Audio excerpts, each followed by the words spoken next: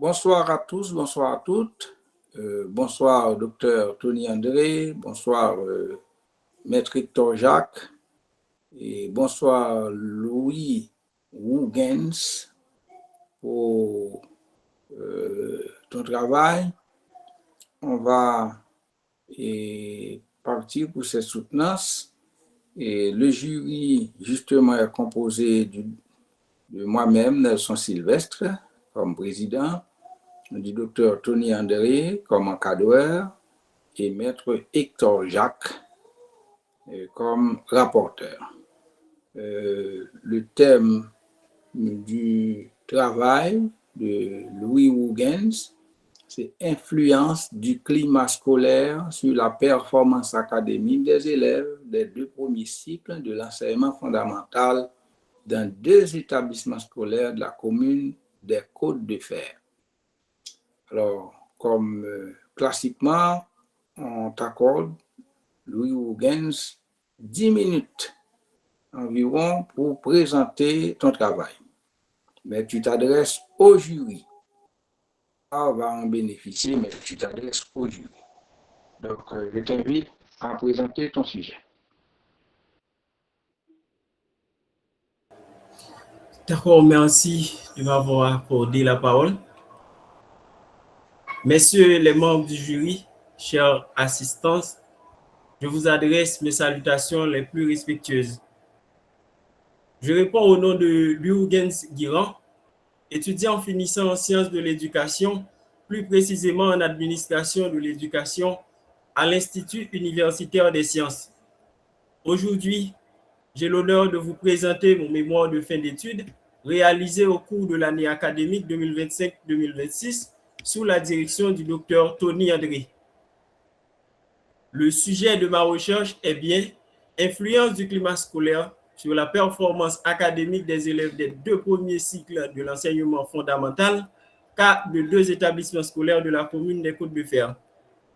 Ma présentation va se dérouler autour des points suivants: le contexte et la problématique de la recherche, la justification du choix du sujet, les objectifs et l'hypothèse, le cadre théorique et conceptuel, la méthodologie, la présentation et l'analyse des principaux résultats, leur discussion, ainsi que la conclusion et les recommandations. Le climat scolaire occupe aujourd'hui une place essentielle dans le domaine de l'éducation, car il influence le bien-être, la motivation et les apprentissages des élèves. En effet, un environnement scolaire favorable crée de meilleures conditions d'apprentissage et contribue au développement des élèves. Toutefois, dans plusieurs écoles haïtiennes, des difficultés persistent en matière de discipline, de sécurité et de conditions d'apprentissage. Ces difficultés peuvent affecter le climat et, par conséquent, la performance académique des élèves. C'est à partir de ce constat que s'est imposé le choix de cette recherche. En effet, peu d'études se sont intéressées à cette problématique dans les établissements scolaires des zones rurales haïtiennes, notamment dans la commune des Côtes-de-Fer. Cette recherche vise donc à mieux comprendre cette réalité afin de contribuer à l'amélioration du climat scolaire et des conditions d'apprentissage. Au regard de ces constats, il convient de se poser la question de recherche suivante. Dans quelle mesure le climat scolaire influence-t-il la performance académique des élèves des 2 premiers cycles de l'enseignement fondamental dans 2 établissements scolaires de la commune des Côtes-de-Fer? Afin de répondre à cette question, cette recherche poursuivait un objectif général qui était d'analyser l'influence du climat scolaire sur la performance académique des élèves dans les établissements étudiés. Plus spécifiquement, il s'agissait d'identifier les principales dimensions du climat scolaire, d'examiner les perceptions des élèves, des enseignants et des responsables scolaires, puis d'analyser le lien entre le climat scolaire et la performance académique. À partir de ces objectifs, nous avons formulé l'hypothèse suivante. Un climat scolaire positif, caractérisé par de bonnes relations, un sentiment de sécurité et une organisation efficace, favorise la performance académique des élèves. Pour analyser cette problématique, nous nous sommes appuyés principalement sur les travaux d'Éric de Barbieux, et de John Hattie. Selon Éric de Barbieux, le climat scolaire correspond à la qualité de la vie et des relations au sein de l'école. Il comprend notamment les relations entre les acteurs, les sentiments de sécurité, l'organisation scolaire et les conditions matérielles. Quant à John Hattie, il considère que la performance académique ne se limite pas aux notes obtenues par les élèves. Elle prend également en compte leur motivation, leur engagement, leur participation ainsi que leurs résultats scolaires. Après avoir présenté les fondements théoriques de cette étude, laissez-moi vous présenter la démarche méthodologique adoptée. Cette recherche repose sur une approche mixte combinant les méthodes quantitatives et qualitatives. L'approche quantitative a permis de recueillir des données chiffrées à l'aide de questionnaires, tandis que l'approche qualitative a permis de mieux comprendre les perceptions des participants grâce aux entretiens semi-directifs et aux observations réalisées sur le terrain. L'échantillon comprenait 48 élèves, 12 enseignants et 2 directeurs. Les principaux outils utilisés étaient le questionnaire, le guide d'entretien semi-directif et la grille d'observation. Enfin, les données recueillies ont été traitées à l'aide de pourcentages d'une analyse descriptive et qualitative. Laissez-moi vous présenter maintenant les principaux résultats de cette recherche. Je rappelle que l'étude a été réalisée dans 2 établissements scolaires de la commune des Côtes-de-Fer. Le premier désigné comme établissement A et le deuxième comme établissement B. Les résultats proviennent des questionnaires, des entretiens réalisés avec les responsables des établissements et des observations effectuées sur le terrain. Tout d'abord, les relations interpersonnelles sont plus positives dans l'établissement A. En effet, 79,17% des élèves contre 54,17% dans l'établissement B déclarent avoir de bonnes relations. Chez les enseignants, 83,33% dans l'établissement A contre 67% dans l'établissement B jugent également ces relations bonnes. Les responsables et les observations confirment qu'il existe une meilleure ambiance relationnelle dans l'établissement A. En ce qui concerne... S'il vous plaît, Marie-Mite, il y a possibilité de fermer le micro, s'il vous plaît. En ce qui concerne... Vas-y. Merci. En ce qui concerne le sentiment de sécurité, 75% des élèves de l'établissement A se sentent en sécurité, contre 54,17% dans l'établissement B. Chez les enseignants, 83,33% dans l'établissement A contre 50% dans l'établissement B estiment que le climat sécuritaire est satisfaisant. Les observations montrent également que l'établissement A connaît moins de perturbations et de conflits. Pour les conditions d'apprentissage, 45,83% des élèves de l'établissement A les jugent bonnes, contre 20,83% dans l'établissement B. Les enseignants et les responsables soulignent aussi que les conditions matérielles sont plus favorables dans l'établissement A. Enfin, concernant la performance académique, 50% des élèves de l'établissement A présentent un bon niveau académique contre 20,83% dans l'établissement B. Dans l'ensemble, les résultats des questionnaires, des entretiens et des observations montrent que l'établissement A présente un climat scolaire plus favorable que l'établissement B, ce qui est également associé à de meilleures performances académiques chez les élèves. Ils mettent en évidence l'importance de bonnes relations entre les enseignants et les élèves, du sentiment de sécurité, de la discipline et de bonnes conditions d'apprentissage. Ces résultats sont en accord avec les travaux d'Éric de Barbieux et de John Hattie, qui montrent qu'un bon climat scolaire favorise la performance académique des élèves. Ainsi, les résultats obtenus confirment l'hypothèse de recherche selon laquelle un climat scolaire positif favorise la performance académique des élèves. En conclusion, cette recherche a permis de montrer que le climat scolaire exerce une influence sur la performance académique des élèves et qu'un environnement scolaire favorable contribue à de meilleures performances académiques. Toutefois, cette étude présente certaines limites. Elle a été réalisée dans seulement 2 établissements scolaires, comme je viens de mentionner, et une partie des données repose sur les perceptions des participants qui peuvent être influencés par leur expérience personnelle. Malgré ces limites, cette recherche apporte des informations utiles aux établissements scolaires et aux autorités éducatives pour améliorer le climat scolaire et la performance académique des élèves. Elle ouvre également des perspectives pour de futures recherches dans d'autres contextes éducatifs en Haïti. Au regard de ces résultats obtenus, je formule les recommandations suivantes à l'intention des directions d'école, des enseignants et des autorités éducatives. Il est important de renforcer la discipline scolaire, d'améliorer les infrastructures, de former les enseignants à la gestion de classe, de favoriser des relations positives entre les différents acteurs de l'école et de renforcer les ressources pédagogiques afin d'améliorer le climat scolaire et la performance académique. On sait bien qu'aucun travail de recherche n'est jamais parfait. Sur ce, je profite de ce moment pour remercier les membres du jury et surtout mon encadreur, Dr. Tony André, et je dis bienvenue aux différentes remarques, questions et suggestions, et ensuite les conseils. Merci pour votre attention.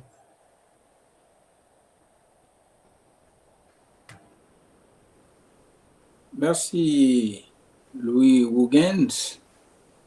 Je pense que tu as fait un temps record. Tu as respecté les limites de temps imposées. C'est à ton avantage. Merci encore une fois à Rose Damaïka qui a permis que tu fasses la présentation, que tu fasses ta présentation PowerPoint. Très bien. Eh bien, Hector Jacques a pris son temps pour lire ton travail. Il a sans nul doute des commentaires, remarques et questions à te faire. Eh bien, Hector, tu as la parole. Je vous remercie, professeur Sylvestre, en fait, d'avoir su diriger en fait cette soutenance avec rigueur et avec compréhension aussi. Et en fait, je remercie aussi l'encadreur qui a facilité l'étudiant de réaliser ce travail. Et ensuite, mes remerciements vont également à l'étudiant, en fait, pour son courage d'avoir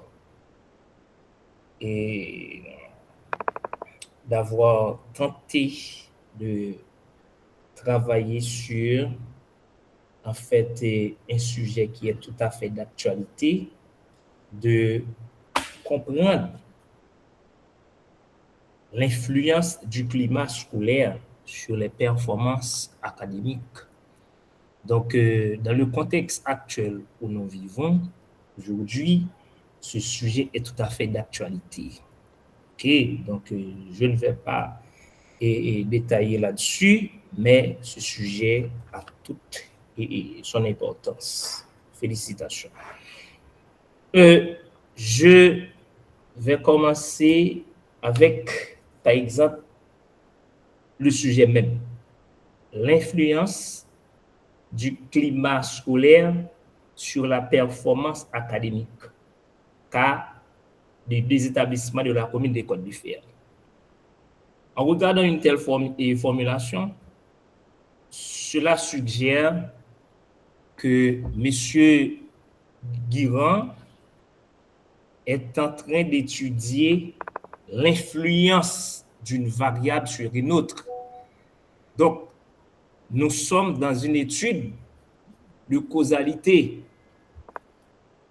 Nous sommes dans une étude de causalité. Mais cependant, en regardant, en fait, l'intérêt scientifique de cette recherche, il souligne sur le plan global, cette étude s'inscrit dans les travaux qui analysent les relations entre les conditions de l'environnement scolaire et la réussite scolaire. Mais ce n'est pas des préférences, c'est pas des préférences de voir ou bien d'analyser l'influence des relations, l'influence des conditions de l'environnement scolaire sur la réussite académique. Ça, c'est une première remarque.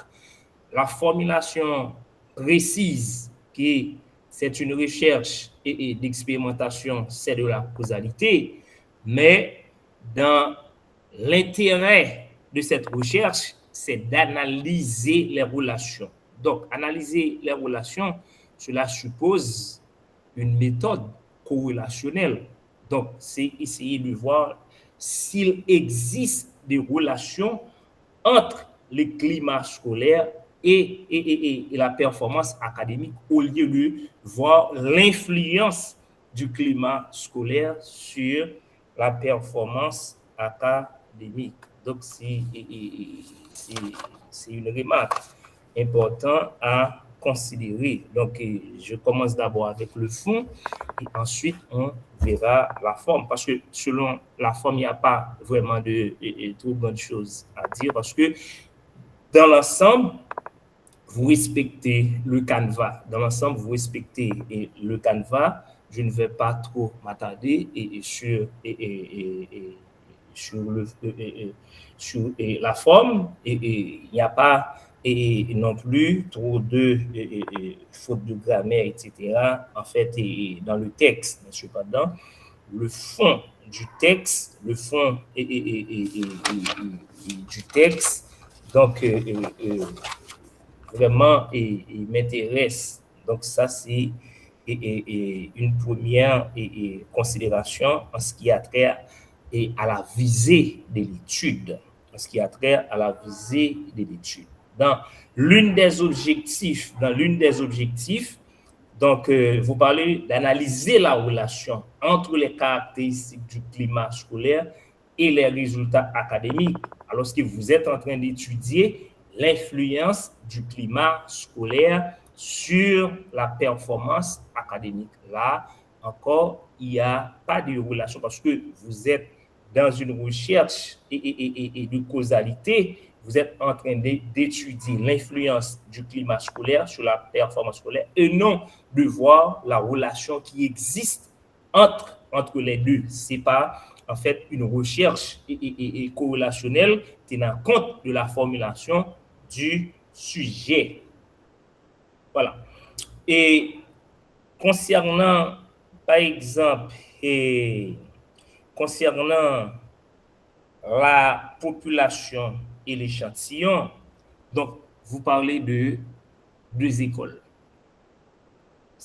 Mais ces deux écoles-là comptent combien de classes pour les deux premiers cycles du fondamental. Donc, il n'y a aucune précision si ces deux écoles comptent X classes ou Y classes. Et ensuite, concernant l'échantillon, vous n'avez pas mentionné la méthode utilisée pour avoir l'échantillon. OK? La quantité d'enseignants et les quantités d'élèves que vous avez choisi pour en fait interroger ou encore pour réaliser les entretiens. Donc, vous n'avez pas apporté de précision pour dire voilà que j'ai utilisé telle méthode pour arriver avec le nombre d'enseignants. En d'autres termes, la méthode d'échantillonnage n'est pas précisée. Donc, et ensuite, d'un côté, vous avez parlé de méthode, vous avez parlé de outils, instruments de collecte des données, et ensuite, de l'autre côté, vous avez parlé de outils de collecte des données. Et maintenant, je m'arrête pour vous poser cette question. D'après vous, existe-t-il une différence entre les instruments de collecte des données et outils de collecte des données? Juste avant de continuer.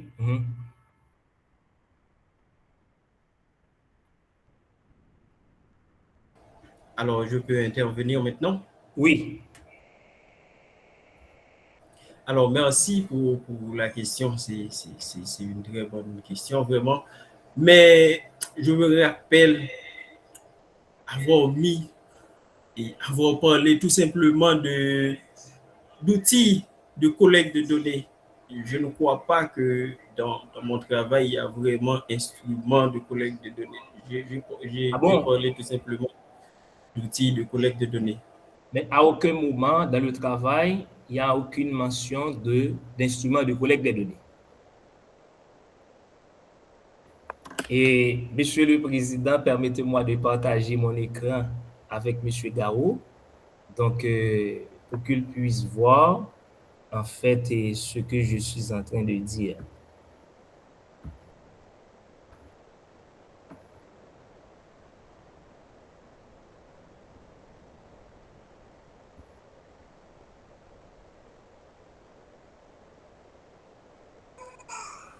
Donc, dans ce cas, Louis Hugens, tu peux... Voilà.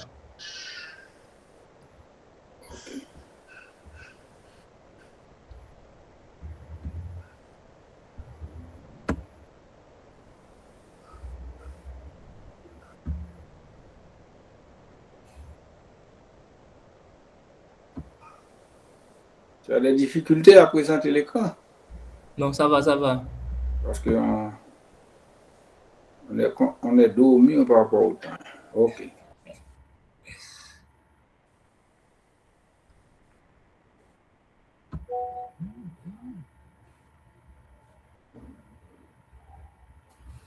OK.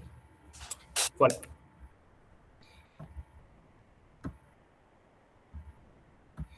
Technique de collecte des données. Et ensuite, outils de collecte et déroulement de la recherche.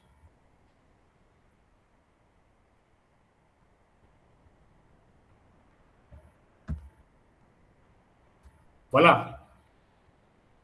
Je suppose, quand par exemple, vous dites outils de collecte et déroulement de la recherche, vous faites référence à outils de collecte des données et non outils de collecte et déroulement de la recherche.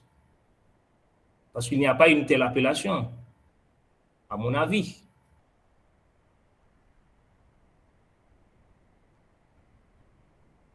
Outils de collecte de recherche.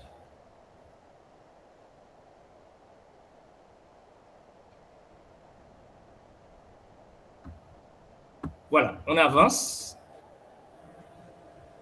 Voilà, technique. Alors, je peux intervenir? Ah oui.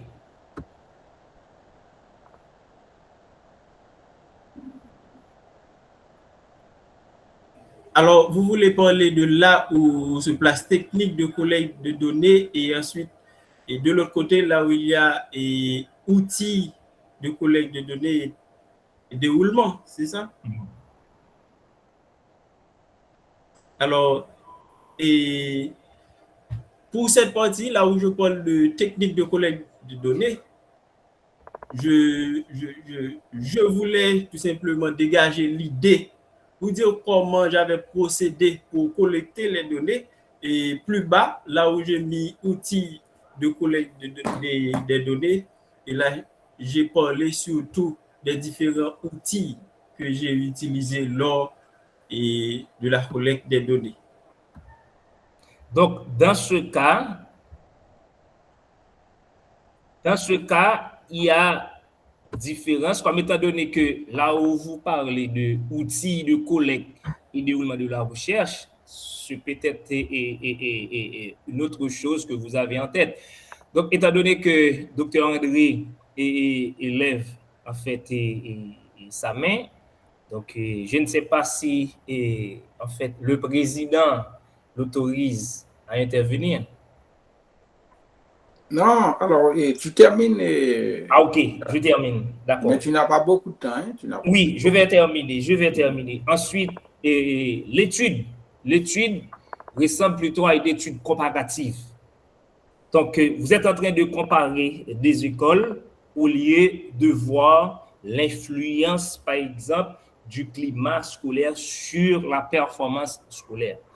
Donc, je pourrais comprendre si, par exemple, c'est une étude expérimentale, une étude de causalité. Donc, vous êtes en train de voir l'influence d'une variable au dépend d'une autre. Vous auriez pu utiliser une école comme expérimentation, comme groupe expérimental, et l'autre peut être considéré comme groupe témoin. Mais en lisant le travail, je vois plutôt c'est une étude comparative. Vous êtes en train de comparer deux écoles. Et ensuite, en ce qui a trait à l'analyse des résultats, il est vrai que vous avez mentionné dans l'étude, c'est une étude en fait mixte dans laquelle vous utilisez la méthode quantitative et la méthode qualitative, mais en tenant compte des instruments que vous avez utilisés, surtout les questionnaires d'enquête, donc les données quantitatives ne sont pas suffisamment épuisées. Et ensuite, donc, les tableaux et statistiques sont peu clairs. Et ensuite, en ce qui a trait avec les résultats, en fait, les résultats obtenus, surtout dans le cadre des données qualitatives. Donc, les données, à mon avis, ne sont pas vraiment explicites. Donc, c'est là, en quelque sorte, mes considérations. Mais dans l'ensemble, en fait, c'est un très bon travail. Mais je pense qu'il est important de revoir l'aspect méthodologique. Merci, cher Victor. Et donc, aurais-tu une réaction additionnelle, Louis Huggins? Alors, oui, et je comprends bien. Merci. Je comprends bien l'intervention du rapporteur, c'est très bien pour les remarques, je prends à cœur les différentes remarques. Sauf qu'il y a certaines choses, quand vous les dites maintenant, je les comprends, mais alors l'idée de présenter les différents tableaux, alors j'ai donné les différents éléments dans les tableaux et après, j'ai donné les différentes informations permettant d'exploiter les éléments des différents tableaux. Et après, j'ai donné des idées générales, ou du moins des idées globales et des informations que j'ai recueillies à travers les entretiens semi-directifs, comme je viens de dire. Et j'ai donné les informations de manière générale, comme vous avez si bien mentionné. Ce n'est pas trop explicite, mais les idées sont là. Merci beaucoup. Très bien. Maintenant, Dr. Tony André, vous avez la parole pour les appréciations. Merci, pour M. Nelson. Je remercie M. Hector pour ces différentes remarques. Et ce que j'ai apprécié, c'est que je vois que ce soit du côté de l'étudiant, que ce soit du côté du rapporteur, nous sommes à la recherche de la vérité scientifique. Et ce que j'apprécie beaucoup ça. Et que ce soit du côté de l'étudiant, je dis bien, que ce soit du côté du rapporteur, on est en train de rechercher ou encore de mettre sur pied ou encore de mettre en évidence la vérité scientifique. Et c'est ça et la responsabilité de l'université. Alors, moi-même, je comprends que l'étudiant a fait un bon travail, comme le rapporteur l'a dit. C'est un travail qui lui a coûté beaucoup de temps et de sacrifices. Et moi-même, j'ai dû mettre beaucoup de temps pour lui orienter en vue de parvenir à aujourd'hui de présenter cette travaux. Alors, là où j'ai un petit problème, c'est lorsque le rapporteur a parlé de méthode d'échantillonnage et technique d'échantillonnage. Quand on parle de méthode d'échantillonnage et technique d'échantillonnage, méthode n'est pas surtout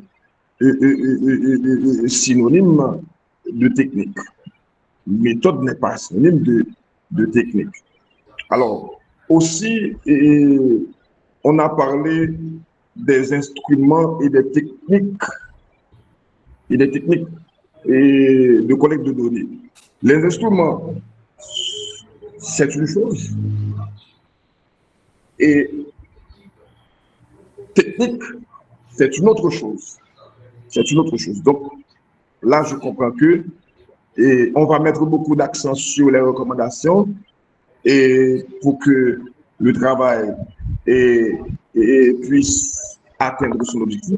Mais il y a une dernière chose qu'il faut considérer, c'est de parler et quand l'étudiant a parlé de l'approche mixte, disant qu'il utilise l'approche qualitative et quantitative, je ne vois pas là qu'il y ait trop de problèmes parce que quantitative, oui, parce que nous travaillons sur une quantité d'écoles et je dirais la population aussi représente une quantité.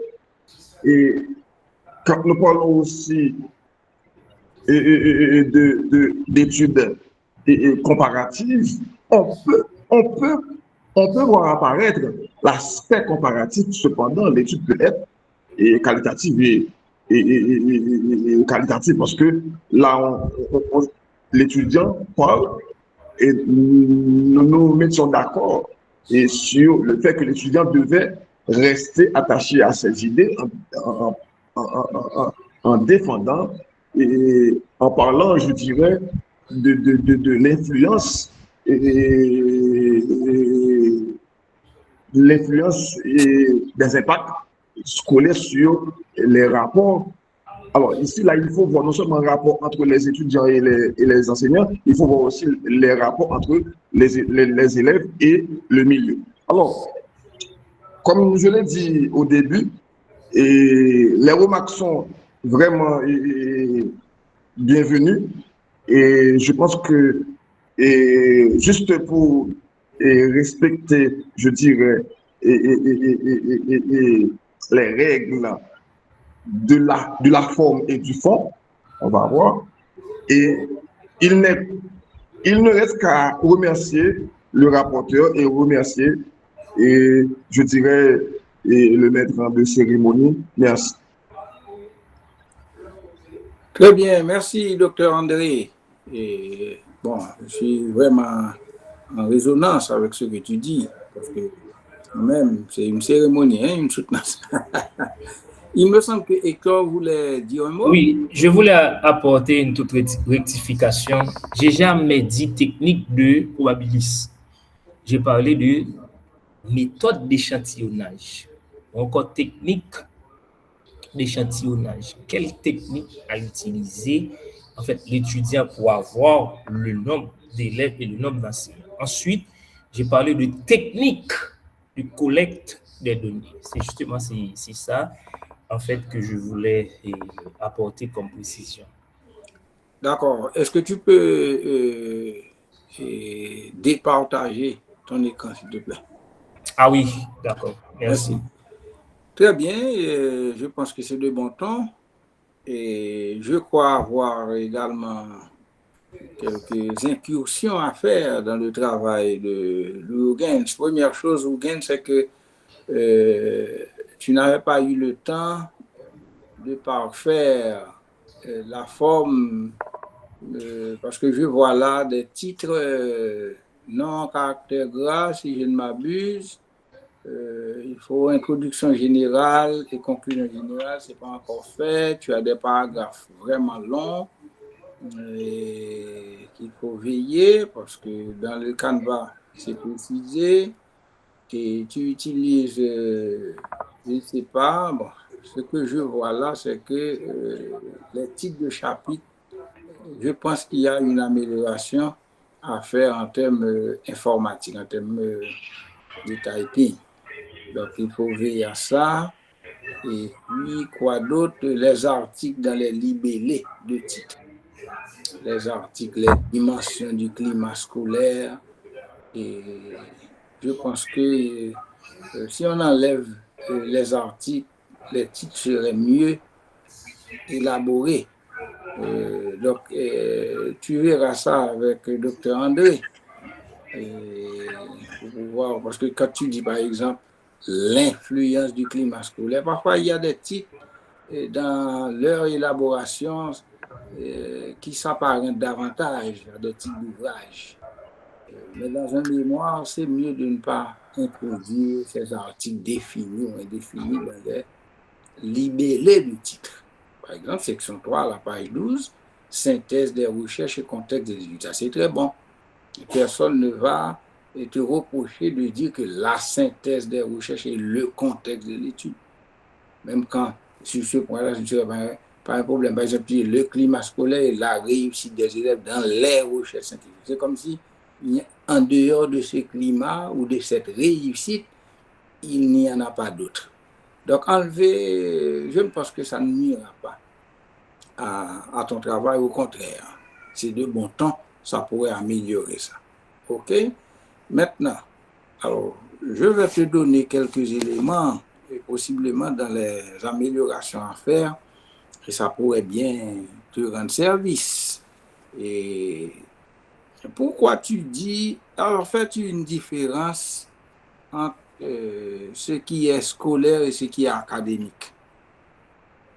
Il y a une différence? Par exemple, tu parles de performance académique. Y aurait-il une différence entre performance scolaire et performance académique? Tu peux répondre oui, Louis.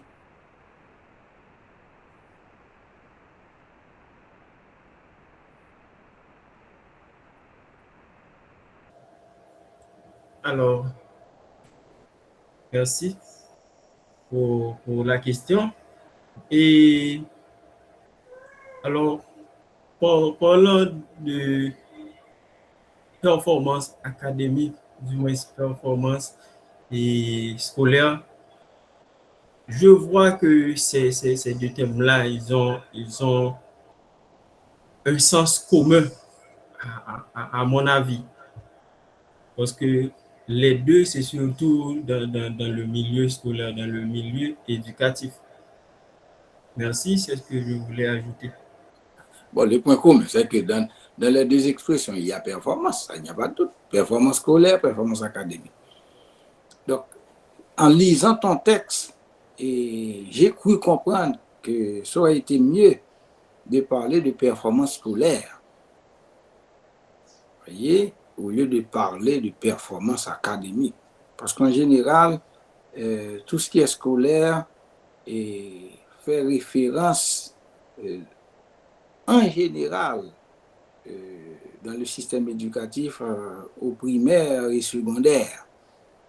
Alors que quand on est à des niveaux plus techniques, supérieurs et universitaires, on parle d'académique. Donc, c'est une invitation à mieux voir ça. Hein? Si c'est mieux dans le titre de mettre performance scolaire, ça ne nuirait pas. Surtout, tu parles des établissements scolaires et tu ne parles pas d'université. C'est pas ça? Donc, je pense que c'est bon. de regarder ça avec Dr. Tony André. Qu'est-ce que tu en penses? Tu peux laisser, oui, ton micro ouvert, parce que c'est un petit échange que je fais avec toi. D'accord, oui, merci. Ok, très bien. Parce que quand on est en performance académique, ça fait référence à la maîtrise des savoirs. Donc, au niveau primaire et secondaire, on ne peut pas parler vraiment de maîtrise des savoirs. On peut de préférence parler de l'acquisition des connaissances mesurables et des résultats immédiats. D'ailleurs, tu en as parlé, tu as parlé des notes, des examens, etc. D'accord? Donc, tu gagnerais en écrivant climat et performance scolaire. Et on sait effectivement que le climat scolaire conditionne toujours la réussite, ça, il n'y a pas de doute. Par exemple, si le climat scolaire est apaisé, est positif, il n'y a pas de doute que ça facilite, si tu veux, la réussite scolaire. Donc, en réalité, tu travailles sur une thématique très intéressante parce que climat et performance établissent entre eux un lien direct. Donc, c'est important. Mais qu'est-ce que tu penses par rapport à la capacité de concentration, à la motivation, je pourrais même dire à la possibilité de réussite? Est-ce que tu penses que la capacité de concentration, la motivation existe au niveau de ces deux écoles-là, chez les élèves? Alors, dans les deux établissements. Dans les deux établissements qui se trouvent dans mon travail. Alors oui, mais pas au même niveau. C'est parce que, et c'est pourquoi dans mon travail, et je fais certaines remarques, il y a des différences par rapport aux résultats collectés dans les informations données par les différents participants. Y a-t-il un écart en termes de catégorie sociale dans ces deux écoles-là? Un écart entre les élèves?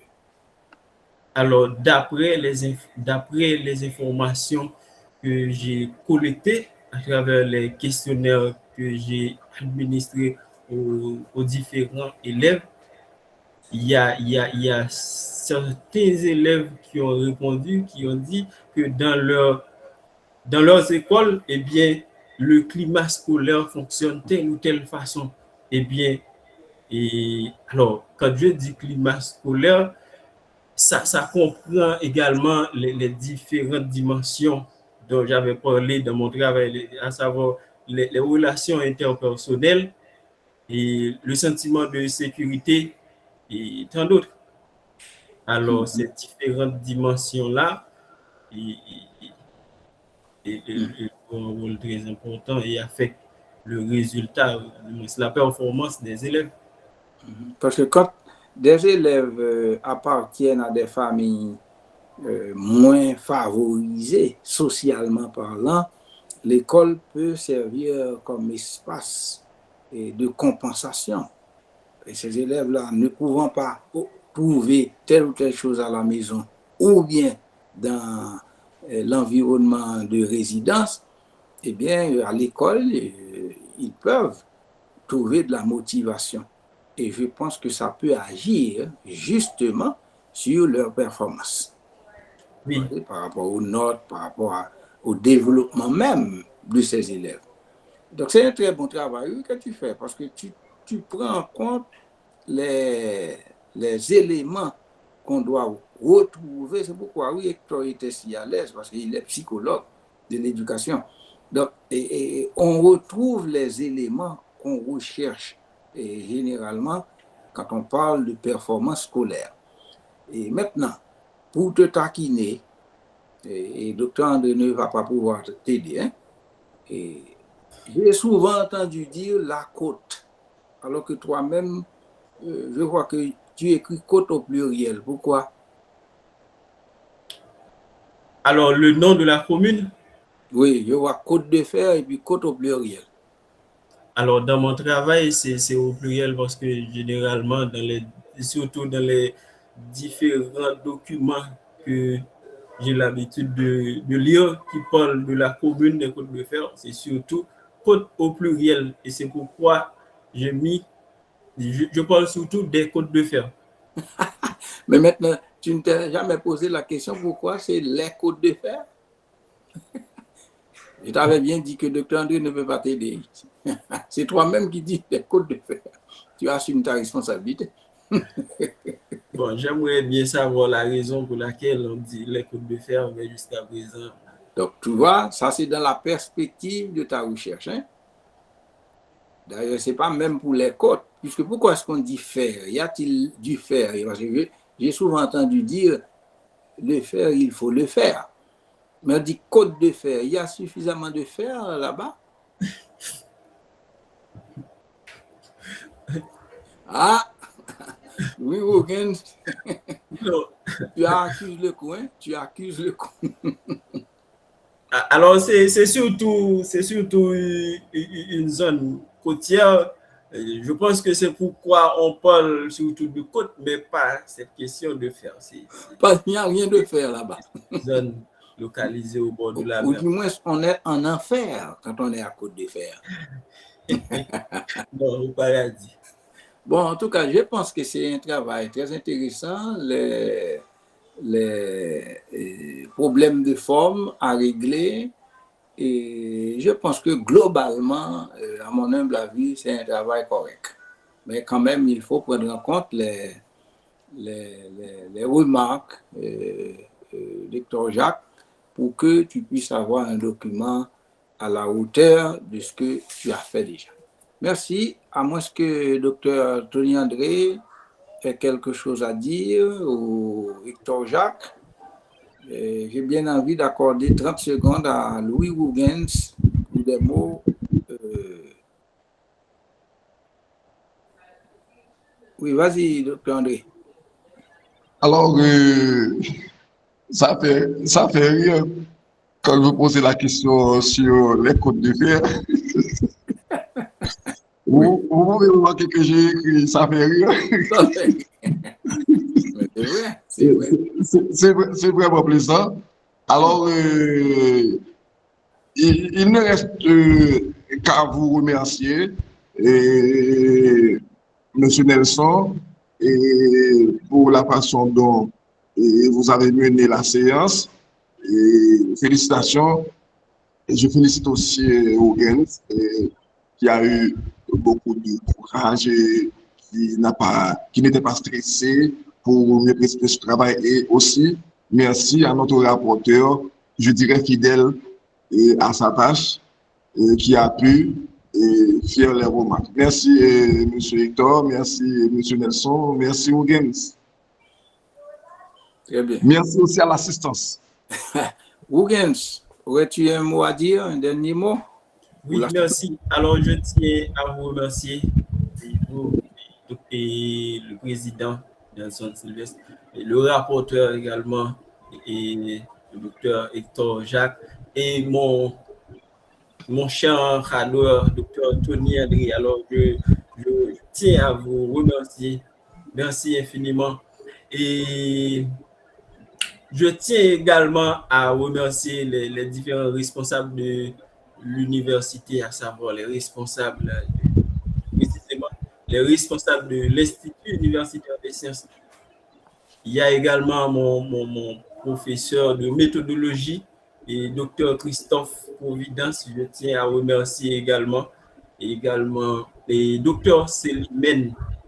Merci infiniment. Et il y a également les étudiants de ma promotion que je pense qui sont là, qui sont en train de m'écouter. Je profite de cette occasion pour les saluer et les remercier. Merci infiniment. Très bien. Et sur ce point-là, nous déclarons terminer la séance et que la prochaine soutenance sera présidée par justement le docteur Tony André. Bon, comme